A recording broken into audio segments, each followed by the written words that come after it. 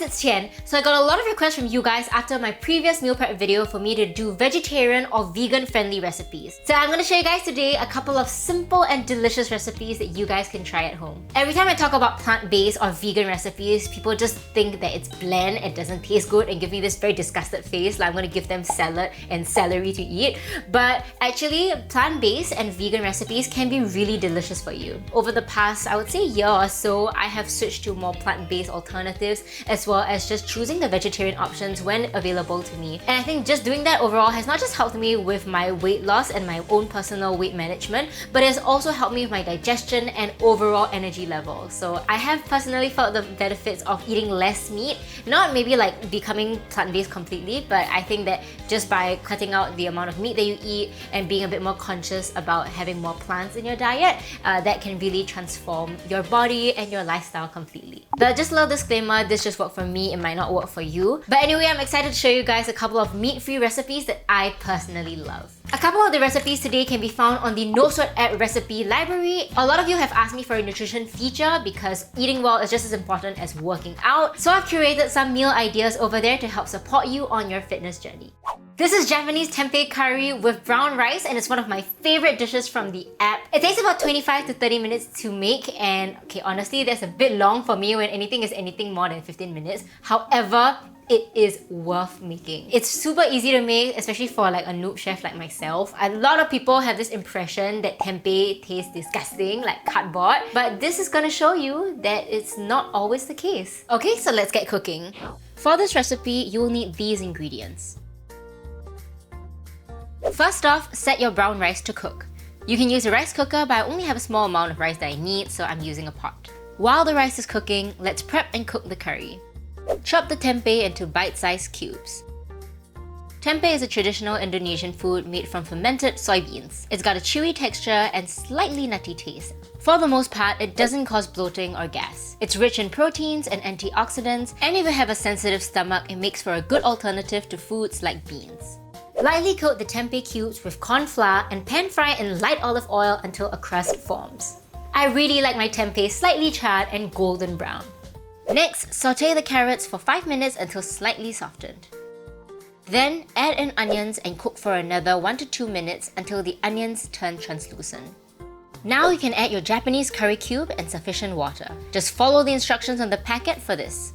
Bring everything to a low simmer for 5 minutes. You can always adjust the thickness of your curry, just add more water if it's too thick, or reduce it if it's too watery.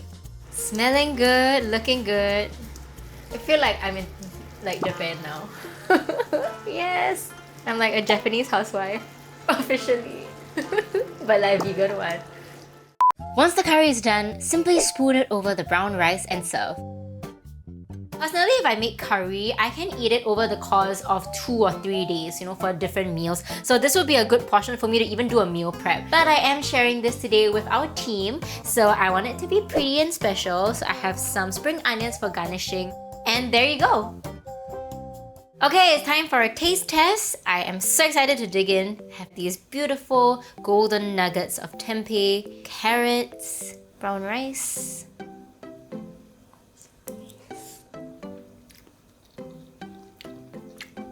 So good. It's so yummy. I feel that it's just such a hearty, wholesome dish. Like I have the crunch from the carrots and a bit of the onions, and the tempeh is like charred, so it tastes a bit salty. I don't even think about the fact that there's no meat inside here. You know what would be really nice is if I added like potatoes and cauliflower to this. It's super versatile, it was easy, it was delicious. This is a very special recipe because I love Japanese food. It's probably my favorite cuisine of all time. When I was writing recipes for the app, I wanted to make sure that a lot of them were Asian inspired and had all these, Eastern flavors to them. I think when you go online and search about veganism and how to start it, a lot of the times you get things like poke bowls and Buddha bowls and all these salads, which are delicious as well. But there are so many opportunities for vegan recipes to have that Asian flair. So I love that I was able to have my own healthy interpretation of it, and I would love for you guys to try it out as well. This dish is the Thai-style lettuce corn cup. This recipe from the app is inspired by the Thai dish lap gai. Lap gai is made from chicken, fish sauce, lime juice, and herbs. So this dish is super versatile. You can have it as a low-carb option, and if you want something heartier, you can also serve it with rice. I really like this dish because of all the natural herbs it has. I think with a lot of Thai style cooking, it has the potential to be vegetarian or vegan. All you gotta do is take out like fish sauces and change the meat to tofu. So I think that there's just so many ways in which you can get the flavoring from Thai cooking with all the herbs, but make it vegan. This dish is usually made with minced chicken or minced pork, but over here I'm using Quorn mince, and this is a great meatless substitute. Quorn is actually a brand that produces all these meat-free alternatives, so it produces things like nuggets, minced meat, just all these substitutes for your regular chicken or beef or pork. So Quorn actually uses mycoprotein, which is derived from a natural fungus, so there's no meat in this at all. To make this recipe, you will need these following ingredients. First, saute the chopped garlic and onion. Then, add chili flakes to taste. You can totally omit this, but I like a little bit of heat, so I'm adding just a bit. Next, add the Quorn mince and saute everything for 5 minutes. Now, add the shiitake mushrooms and continue to cook everything until they turn soft. Add soy sauce and lemon juice to taste. Mix everything together to make sure all the ingredients are fully incorporated. You know what would be really yummy with this? Tofu. Like if you don't have any Quorn, you can use tofu instead. So we're just about done. I'm gonna switch off the pan.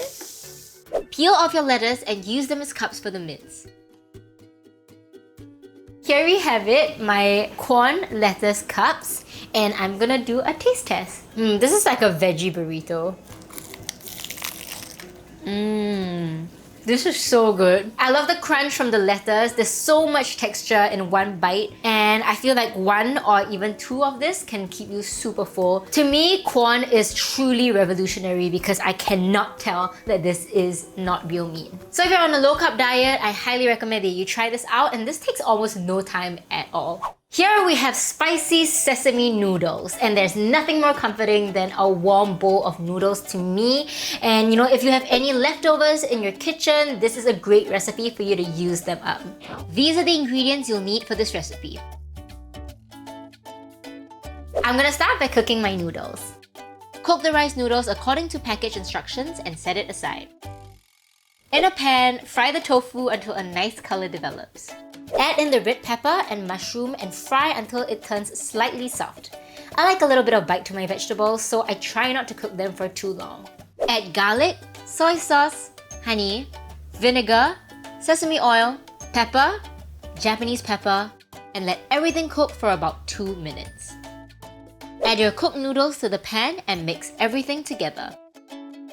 Alright, so we're done with our dish. I put it in a bowl and I'm gonna garnish it with spring onions and sesame seeds and enjoy. Okay, taste test time.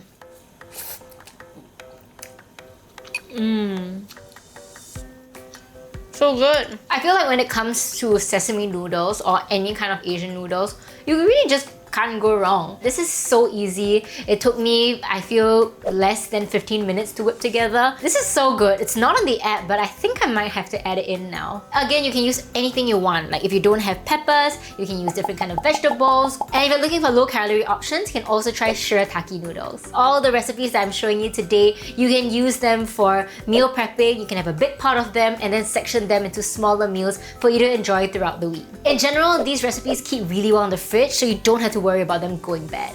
That's all the recipes I have for you in today's video. I hope that this inspired you to try some vegan recipes or to go more plant-based. Also, if you have any recipes of your own that you want to share, please do comment down below. And if you're looking for a structured program, then go download the No Sweat app. With the No Sweat app, you'll get personalized workouts that are tailored to your fitness goal. As a member, you'll get other perks like one-on-one fitness assessments from me, and I personally respond to each and every single person who writes to me on the app. If you have any dietary restrictions, any questions about your own fitness journey that you want to share with me, or things you want to ask a personal trainer, then do drop me a message via the assessment feature.